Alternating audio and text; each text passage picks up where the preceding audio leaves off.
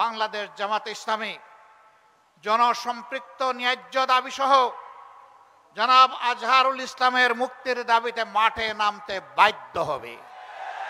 এক এক করে আমাদের 11 জন শীর্ষ নেতাকে জেলের ভিতরে হত্যা করা হয়েছে। বিচারের নামে তামসা করে কাউকে দেওয়া হয়েছে ফাঁসি, কাউকে ঠেলে দেওয়া হয়েছে মৃত্যুর দিকে।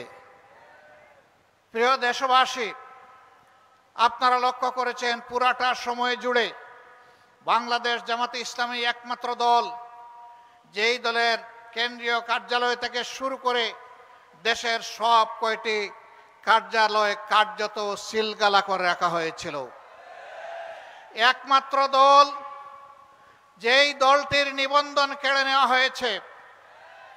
দুঃখের বিষয়, ফ্যাসিবাদ আপাতত বিদায় নিয়েছে, নিবন্ধনটা আমরা এখনো ফিরে পাইনি।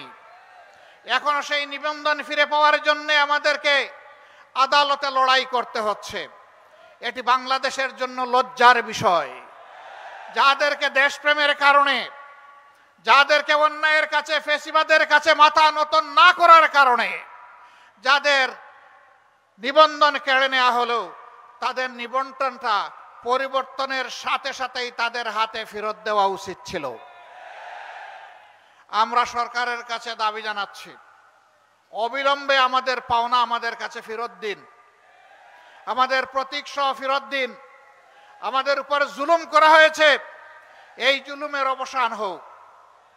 সম্মানিত ভাইরা, মিথ্যা মামলায় যত নেতৃবৃন্দকে আটক করা হয়েছিল একে একে সকলেই মুক্তি পেয়েছেন, কিন্তু আমাদের কলিজার টুকরা বাংলাদেশ জামাতে ইসলামের তৎকালীন ভারপ্রাপ্ত সেক্রেটারি জেনারেল জনাব এটিএম আজহারুল ইসলাম এখনো মুক্তি পাননি।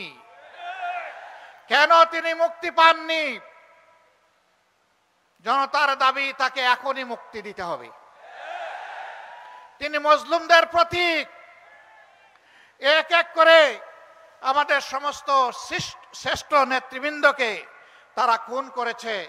আল্লাহ তাআলা তার একজন বান্দাকে জীবিত রেখেছেন। সম্মানের সাথে অবিলম্বে আমাদের বুকে তাকে ফিরিয়ে দিন। যদি গড়িমসি করা হয়, বাংলাদেশ জামাতে ইসলামী জনসম্পৃক্ত ন্যায্য দাবি সহ জনাব আজহারুল ইসলামের মুক্তির দাবিতে মাঠে নামতে বাধ্য হবে।